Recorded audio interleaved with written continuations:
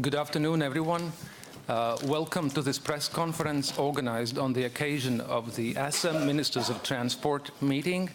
We will start with introductory statements by Latvian Minister for Transport, Mr. Anrijs Matīss, European Union Commissioner for Mobility and Transport, Ms. Violeta Bulc, and Mr. Chen Zhongwei, Director General of the Chengdu Logistics Office. And now the floor goes to Minister Matīss.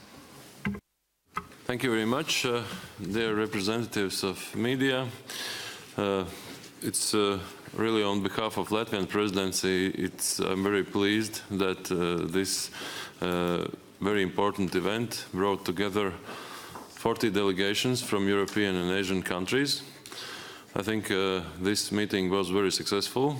We have possibilities to exchange of views between the ministers. We had the possibilities to exchange the views between the industry, to show the best practices, to explore already existing projects that are functioning, and of course to outline next plans and next steps what we can do. I can say that there has been identified several fields where we can improve our performance in trade between Europe and Asia. The volumes of trade are increasing.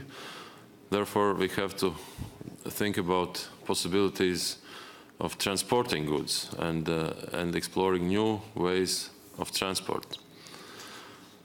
We have mainly focused on the land transportation, especially about the railway, as well as we touched issues regarding sea transport and air transportation and multimodal transport solutions. There has been identified several things where we can perform better. Just outline some of them.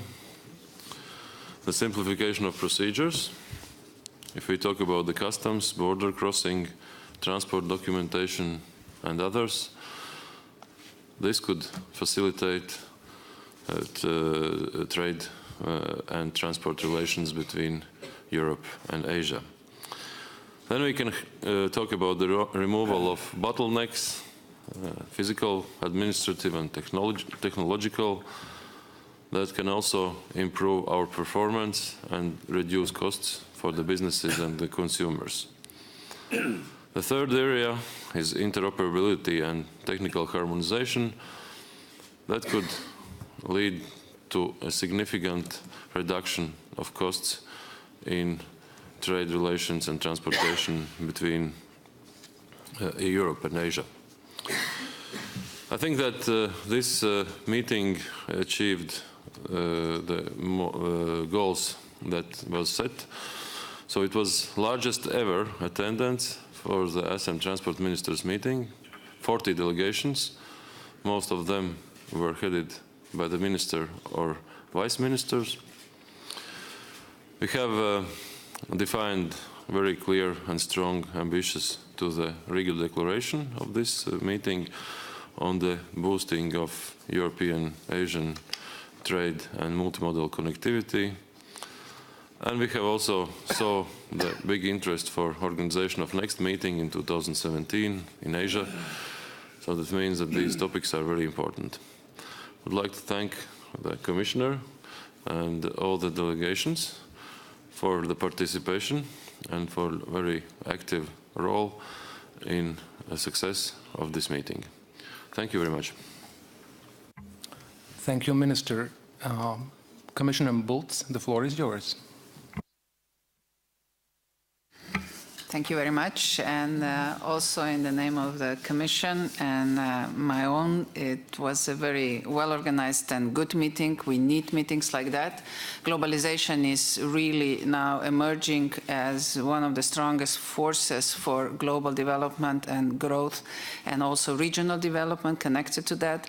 And of course, transport is the key enabler of that, because if there is no transport, there is no connectivity, which means that people people and goods cannot travel, cannot move, and that means that the growth cannot be manifested. So I think we really recognize these common denominators, and I'm very positive in the sense that all speakers and during all our bilateral meetings, we could see this genuine need for better connectivity and better transparency in the way how we do business. So in that regard, I would not like to repeat myself because the minister has already stated some of the key conclusions of this ministerial meeting, but let me point out a couple of, in addition, there are more and more networks emerging, either in Europe or in Asia. We hear about new buzz names like Silk Road, like Amber Road, like Viking Road, and many other partnerships that are already forming in order to support this need for growth and interconnectivity. And of course, because of that, it's absolutely necessary that we have some sort of global initiatives. And I was very much inviting all the members to join our efforts in some sort of common single cross-continental transport area. And besides the pure infrastructure, it was purely identified that it's time to move forward into the soft elements like data management, traffic management, of course, at first, and also then the development of services. We were very clear also in the communication of our three core content priorities, which is digitalization, decarbonization, and internationalization. And I was happy to hear lots of support for that and also learn from our partners from Asia that they've been very much working on similar challenges.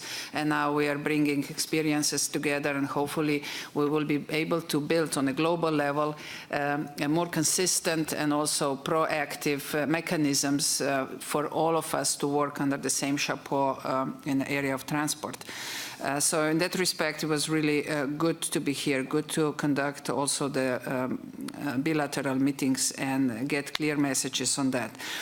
For me, it was very important also to understand that what are the different needs that different countries in Asia have, what are their development stages, what are their priorities.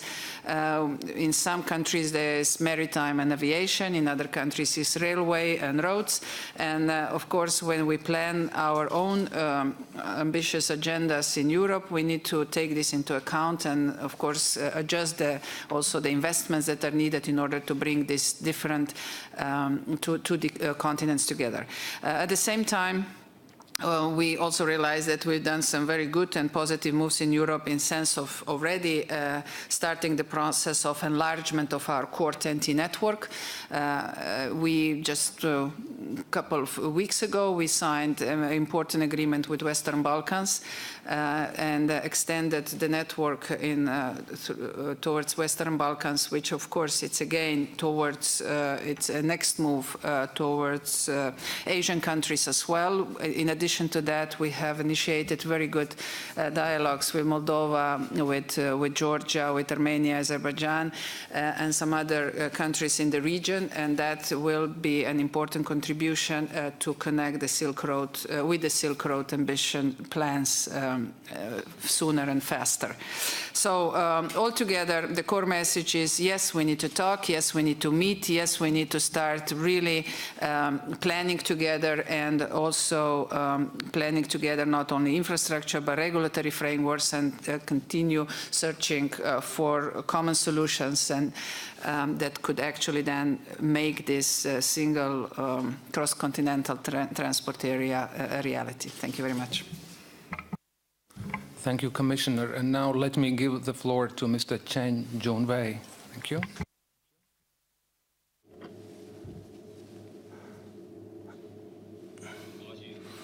It's a pleasure for me to be invited to be on this ministers' convention. This meeting we should say that we have received very well result.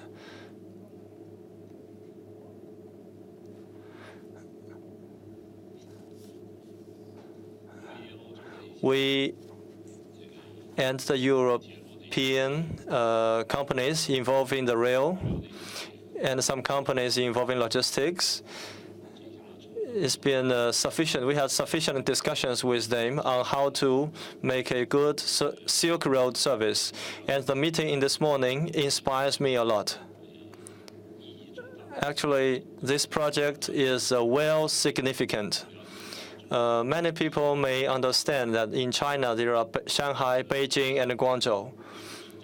In Western China, actually, in the past, when the Western China wants to develop a export-oriented economy, the only way to go is to transport the commodities to eastern coastal cities, then by the sea to the rest of the world, to Europe and to US. But now, this new Silk Road is a newly built bridge between China and Europe. So for the Western China, we should say this is not a very often opportunity for the development. Chengdu city is a very important capital city in Western China and a hub of transports in China. In the past, we didn't have this intercontinental connect. So comparing to the Eastern China, Chengdu is left behind from the Eastern China in the economic development. But now the cities in Western China, including Chongqing and Chengdu, started this connection by rail to Europe, will be very positive to improve the investment environment in Western China and to the restructuring of the industrial layout. And on the other side, to Europe, the Western China is a very fertile soil for European economies to explore. This corridor will be able to connect China and Europe more intensively, and more commodities will go to China and from China. To some trade could be realized in Western China through this corridor from Europe. And the same as to the commodities from Eastern China, they could go to the Western China city, to Chengdu, to Chongqing, and by this corridor, will get into Europe. And what happens before this Silk Road is that we are discussing in China about how can we enlarge the functions of the air hubs and the seaports. But now, with this accessibility, more people is making study and research on this new solution. So I think everybody have seen this significance of this rail. But now, the challenges are the efficiency on this rail. The first one is the price. Now, the cost is much higher than sea cost.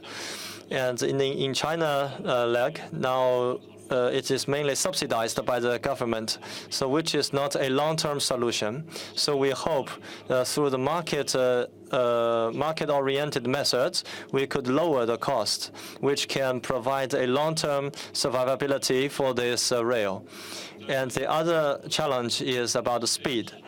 In this morning's meeting, I mentioned that this rail is not competing with sea shipment, but it is more likely a subsidiary to air shipment. So for some of the high value-added products, they will be able to come to this train. So to enlarge, foster the development of this rail, so the China rail already improved the daily 800 kilometers to daily 1,200 kilometers. So we hope that after this China territory, from Kazakhstan, Russia, Belarus, and even to the Western Europe, could do the same as to lower the rate and the speed, bring up the speed. So on this meeting, I believe people has come to this common realization that on this rail, if to the supply chain, if we can make it 13 days for door-to-door service between China and Europe, it will be very attractive. And at the same time, we name this rail as a Silk Road. This would be a very important corridor connecting China. Without this corridor, the development of the trade and economy will be into a bottleneck. But with this, we can activate more of the trade and to connect more companies between Europe and Chengdu. So if we can realize daily operations on this rail, we will see a very dynamically activated trade between the two regions. So this, which will also bring into a construction of the two hubs, one in China, one in Europe, for this logistic and trade hub. So I expect that everyone here will be having your attentions to this two hubs, one in Chengdu and one in Europe. It will be able to provide service, not only logistic, but also financing, logistic financing, trade assistance, which will be able to assist the development on two ends. Thank you. We will take your questions now. I kindly invite you to state your name and the media you represent before asking the question.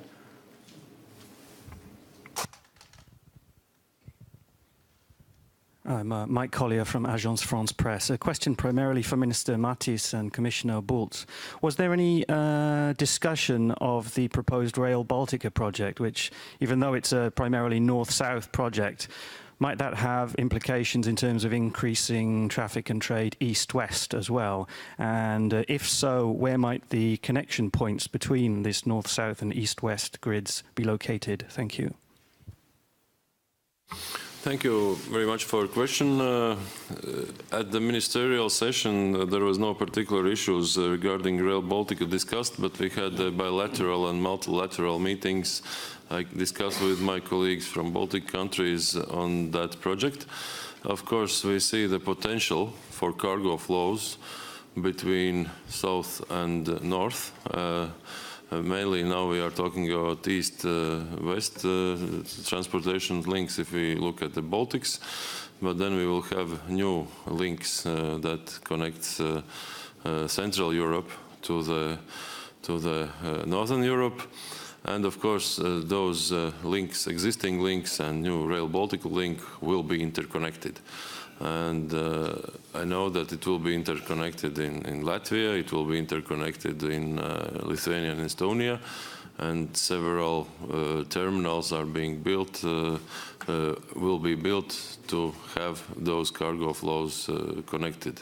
So therefore, Rail Baltica I consider as very important project for new cargo flows. I consider this project also very important from geopolitical point of view to connect the Baltic countries to European, to Western European countries in the sense of cargoes, in the sense of passengers and possible new connections. So, thank you. Not much to add, except that I can be very clear on that this corridor, Rail Baltica, is part of the one of the 9 European core corridors, and it's of one of the highest priorities because Baltic states have not been well connected with the single European transport area, and this is going to be an important move to bring them on board. And then, of course, as you mentioned already, and as the Minister has already stated, it's going to be important important link also then to beyond European EU borders. At the same time, maybe I can just share briefly information. As I said, it is one of the highest priorities in Europe. The projects have been submitted by March 3rd, and right now we're in a process of evaluation of the projects that will be supported as part of the first call for 9 European corridors. We hope that we will be able to make first announcements in July. Unfortunately, fortunately, we had a huge oversubscription. 3 times more projects were submitted than we will be able to support. So, but what I can say for Road Baltica Railway Baltica corridor is that it's going to be very important for that it's going to be able to get a co-financing up to 85% if the projects are well specified and if they fulfill all the requirements.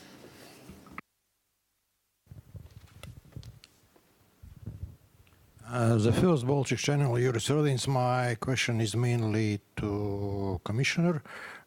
Question is about the role of Russia in the formation of this new Silk Way, especially in current conditions of sanctions against this state. Well, Russia has been present, and that was a positive move because on a technical level there could be a lot of things negotiated and described. I was very encouraged by the information that Russian high-speed networks are now moving towards the European standards and Asian standards. So there will be then in the future, it's going to be a high possibility to connect them well throughout entire cross-continental transport area. And but other than that, as you know, due to the political situation right now on a business level, the situation is on hold. But I think that on a technical level, dialogues are going on, and it's important that we keep the conversation going, and especially be ready when, again, the political situation is favorable for common projects, that we are ready for them. The question over there. Thank you. Werner Balzen, Deutsche Verkehrszeitung, Germany. This is fundamentally for you, Commissioner.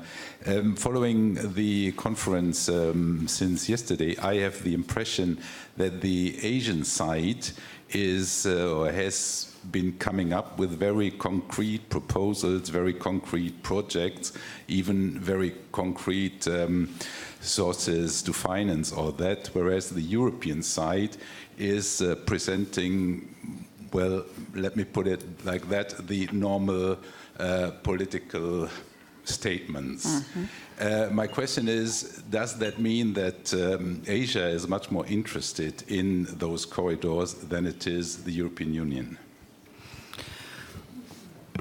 Well, I wouldn't say so. I mean, we are very much interested in this connection, especially due to the reasons that Mr. Chen argued and expressed. What I already said, we have made already first steps. We are already expanding our networks. We already are in a deployment phase, not only in a planning phase. That's one fact. The other fact is that we are establishing a good now platform between China and EU to elaborate our cooperation even further. We even put some concrete financial resources in order for that to evolve. At the same time, right now, where we are engaging ourselves quite a bit due to the fact that aviation is the core stress of Europe for this year, we are progressing on the development of bilateral agreements with Asia, and also at this conference we offered direct technical support and technical assistance to some of the countries that still need to invest in their safety and security mechanisms at the airports and airliners. And we hope to progress on that in a timely manner. So these are some really concrete elements, but most of them were agreed and revealed during the bilateral meetings. Anders Karlsson, Transport Logistic idag magazine in Sweden. There are big variations between European countries in the level of the regulation of the rail freight markets in different European countries. And there are also big difference in regulations, and so which measures are you going to take to get the rail freight market in Europe more harmonized and to reduce these problems? Should I just begin? Thank you for the question, and a bit is tied up with the previous question as well, is that first of all, yeah, European Union is a very diversified market, and we cannot just proceed on an EU level. For everything that we do, we need to have a mandate from member states in order to act globally and in order to change some regulatory aspects. But saying that next year the focus of our work will be on a road package, and along those lines we plan to address logistic issues even in a more comprehensive way. What I think could excite the logistic companies is that we really put a stress on digitalization, as I mentioned before, besides the decarbonization and internationalization, and that is primarily driven by the needs of passengers and businesses, especially logistic businesses. We try to establish a seamless, we are in the process of bringing on board seamless data layer that will allow under certain rules access to data and better exchange of data, and also then to offer to the market integrated solutions and services which primarily will be driven by logistic needs. Just to add, from the presidency side, we are putting very high on our agenda railway package, especially if we talk about the technical issues and technical harmonizations within the Europe. We know that there are very different regulations which is setting obstacles in movement between European countries.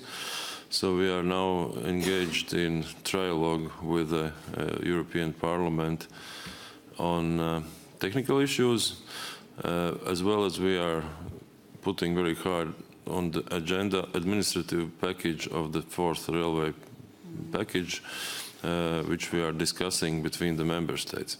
So we'll try to have at least agreement on the administrative or basic principles and general approach on the administrative, but on technical we are very actively working to have the final agreement. Thank you. Any other questions? If not, then this concludes our press conference. Thank you very much.